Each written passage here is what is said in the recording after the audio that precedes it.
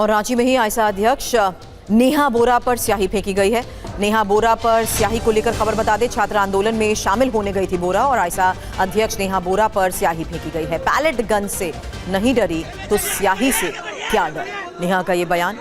फिलहाल ये तस्वीरें भी देखिए जहां आंदोलन में पहुंची थी और इसी दौरान आयसा अध्यक्ष के ऊपर स्याही फेंकी गई। लेकिन इसके बाद नेहा का कहना है कि जब पैलेट गन से नहीं डरी तो स्याही से क्या डरूंगी।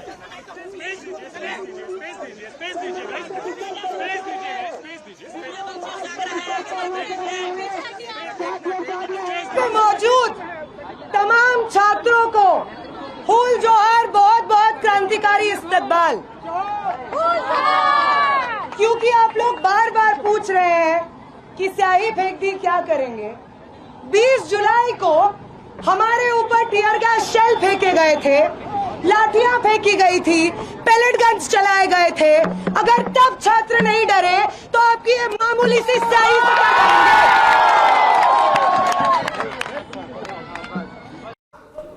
तो इस आंदोलन के बारे में और जानकारी के साथ हमारे सहयोगी शिवांग इस वक्त हमें ज्वाइन कर चुके हैं। शिवांग, आप ही ने बताया था कि किस तरीके से मीटिंग होते हुए लाउड एंड क्लियर में आपने बताया था कि कैसे रिप्रेजेंटेटिव तय हो रहे हैं कि सरकार बातचीत के लिए अगर राजी है तो कौन बातचीत में जाएगा। लेकिन आज झारखंड विधानसभा तक मार्च करने को लेकर भी खबर है, तो बातचीत और मार्च, क्या खबर इसको लेकर?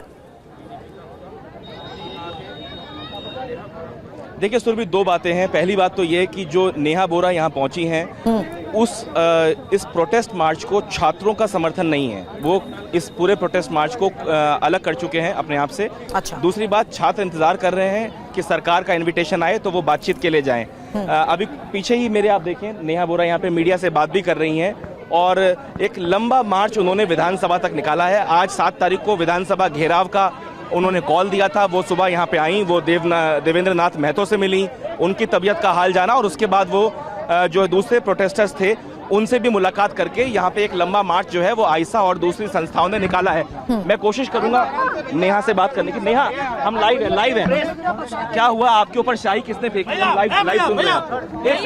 एक सेकंड रुक जाइए भैया। सर, आधे घंटे में 49 नंबर विधायक आवास न्यू विधानसभा में हमारा एक प्रेस कॉन्फ्रेंस है जिसमें हमारी डिमांड्स जो मार्च में हुआ वो और जिस व्यक्ति ने इंक फेंकी है उसका नाम, हम लोग अभी थाने जाएंगे, पुलिस से बात करके आपको सब कुछ बताएंगे। आपसे अपील है कि आप प्रेस कॉन्फ्रेंस में आइए, 3 बजे है, थाने में है वो व्यक्ति। आपकी मुलाकात हुई देवेंद्र नाथ महतो से और मैंने देखा कि आप दूसरे मंच पे भी गई थी जहां छात्र अनशन कर रहे हैं। वहां क्या कुछ हुआ, क्या कुछ बातचीत हुई? और ये सवाल मेरा आपसे इसलिए है कि कल जेपीएससी एस्पिरेंट्स ने एक ट्वीट किया और उन्होंने कहा कि हम आयसा के प्रोटेस्ट से खुद को अलग करते हैं। नहीं, ऐसा नहीं बोला। जेपीएससी के आंदोलन ने आपसे अपील कर, एक मिनट में बात बोल रही है ना वो। आपसे अपील करूंगी कि आप एक जर्नलिस्ट हैं, आप कोई भी सवाल पूछने से पहले अपने तथ्य पुख्ता कर लीजिए।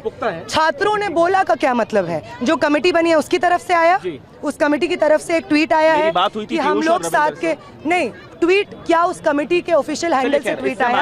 अगर नहीं आया तो आप मिस इन्फॉर्मेशन मत फैलाइए, नहीं दे रहा हूं, न्यूज मत फैलाइए। यहाँ कोई बहुत सारे आम छात्र बातचीत को आप जारी रखें। लेकिन आज की एक और यही सबसे बड़ी खबर है जहां छात्रों के प्रदर्शन पर सीएम हेमंत सोरेन का भी बयान सामने आया और उन्होंने कहा कि हम बातचीत के लिए तैयार हैं, छात्रों की समस्याओं को समझना चाहते हैं, छात्र अपनी राय बता सकते हैं, उनकी उम्मीदों को पूरा किया जाएगा।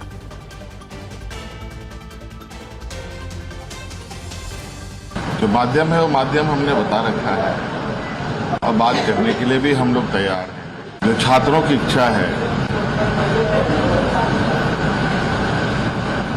उस इच्छा को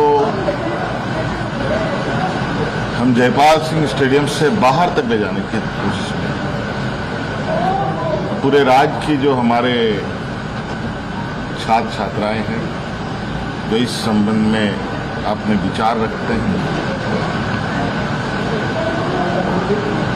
वो अपनी राय दे सकते हैं। एक मजबूत और बड़े रिफॉर्म के साथ आगे हम लोग